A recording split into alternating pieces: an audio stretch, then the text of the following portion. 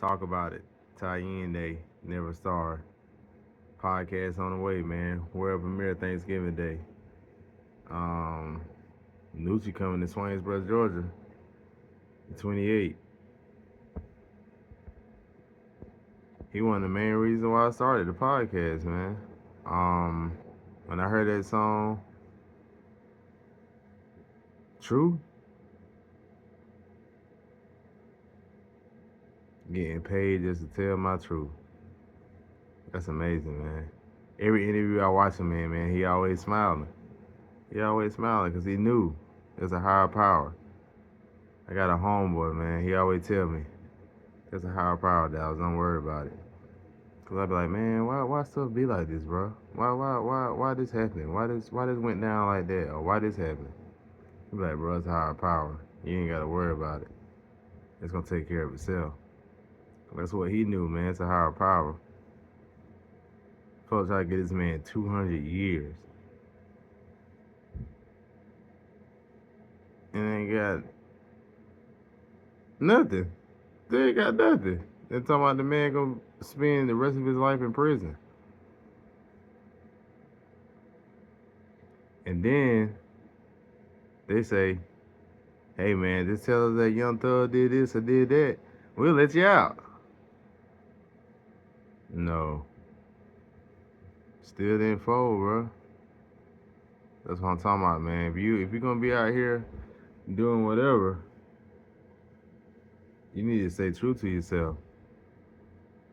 Because Jesus see everything. The good, the bad, and the ugly. And one thing I want to say about Lucci, man, is like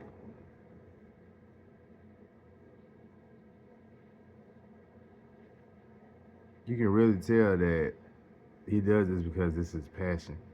He don't do it for the money. He don't do it for, to be famous. He do it because this is what he loves to do. That's how I know, like, this is what I'm supposed to be doing. So I love to talk. I've been talking since ever since I could remember. But I hope to get to meet Lucci, man, at a concert when he come down here to Swainsboro, man, because he's the main reason why I did the podcast. And I'm watching this interview with Big Bank and him, and he talking about Forsyth County, being moved to Forsyth County. I've been there. You know, most jails, most of the time, it's more black people than anything. In Forsyth County, mm-mm, it's different. You by yourself if you black. I remember when I first went there, and I know it's bad to say, my first time going there, Forsyth County Jail. I was the only black person in the jail. In the jail, well, black male. I know I was. If I was, it might have been one or two, but I ain't see none. The whole time I was there, it wasn't too many of us there, but that's jail. 23-hour lockdown. I done been locked down for months at a time. I couldn't even come out the room but 30 minutes. You don't want to go to jail. You don't want to be there. Just do the right thing, man. Right is right, wrong is wrong. And I had to talk with my son mom, Elijah mom, and she was just like, Dallas, I can tell that you're walking with Jesus now. You're very passionate about what you're trying to spread. But she was like, just try to work on your delivery, because you don't want to feel like you're coming at people or offending people. And I was like, yeah, you're right. I don't want to feel like I'm saying if you're not living like me or if you're not doing what I'm doing, you're not living right. Because that's definitely not the case. Because I'm no saint. And like she was saying, all the disciples, they all had their uh, their role, and they all play their part. And that's what everybody got to do, man. Everybody's got to play their part. If everybody just play their part and chip in, people don't have to struggle. I feel like if you don't work 50 years, you should be able to eat for free in America. We the richest country in the world, right? If I don't work 50 years, I shouldn't have to worry about no burger. I shouldn't have to worry about no fries. I don't work 50 years. Somewhere along the way, I forgot how hard my dad worked. I don't know when I forgot, but I don't know. I guess I didn't think he still worked this hard this old. But he's 6 years old, man, and he still get up at 5 o'clock every morning faithfully. Does not miss work. Go to work every day. So I used to wake up at 9. Thought I was getting stuff done. I'm like, well, that's 3 hours for lunchtime. I can get a lot done for lunchtime. Just think if you get up at 5 o'clock, you got 7 hours before lunchtime hit. That's what Never Starve is all about, man. It's about learning or either earning. Getting the most out of 24. I chose the 10,080 minutes for the lady shirts because women are expected to take care of the world and themselves. Their self care, manicure, pedicures, hair done, dresses, makeup, take care of the kids, take them where they need to be, make sure the husband happy.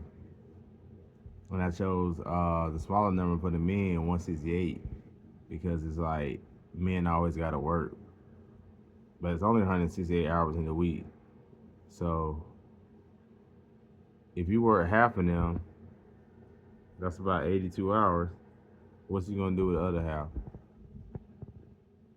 And I know people, they get it in. They get it in. I'm talking about 80 hours a week, not a pay period a week. I used to work 70. I went for them extra 10, boy. I couldn't do it.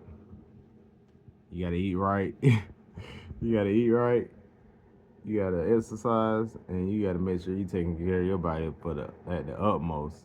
If you want to get 80 hours, because you gotta think about it. If it's 168 hours in a week, I work 80. If I sleep 8 hours a week, 8 times 7, that's 56. 56 plus 80, what is that? 30,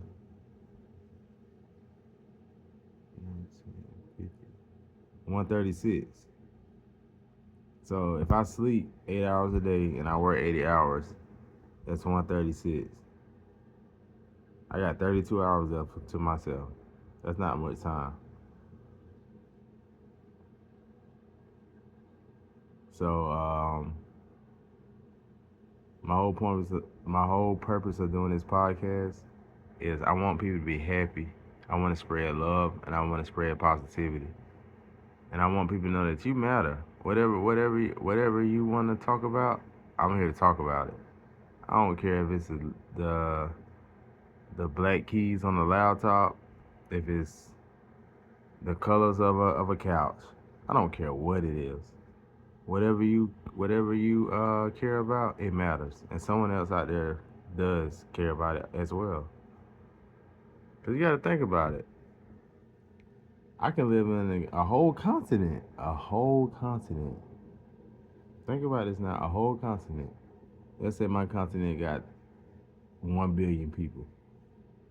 We got 1 billion people in our continent, and nobody fools with me. Nobody agrees with what I say. Nobody wants to do what I do. Guess what? Moving around. There's a whole world out there. And if you can't afford to move around, guess what? You have the internet. You have the world in your hands. I don't think people realize the technology that we have. And when people say we live in the best times ever, because this is the information era. Anything you want to know, you can look it up. You can look it up. Anything I want to know, I can just look it up. I remember calling my mom one time and asking her to call my cousin and get some entrepreneur advice. And she was like, Dallas, you got Google, look it up. I'm like, dang, she right. I'll just be lazy. I ain't wanna to read it and find the the information. I just want somebody to tell me. But I found it. Everything I needed to find, I found it. And that's what communication is about. It's about receiving the message. It don't matter if you told me 10 times. Did I receive the message? Did I get it? Cause if I ain't get it, it's like you ain't tell me. And that's what's crazy. Like somebody could come in the room and they could say the same thing that the person next to you been saying to you for years, and it don't make no sense to you. The person that was standing that's been sitting next to you for years. But it could be a person that come in there you just met 5 seconds ago can say the same thing but in a different way and it makes sense. It doesn't matter that you've been told it 10 to 20 times already. What matters is did you receive it. Communication is all about receiving the message, not giving it out. That's what communication is about. You have to receive it. Some people they're able to receive messages um, better by words on a paper, and some people are able to receive them better by video.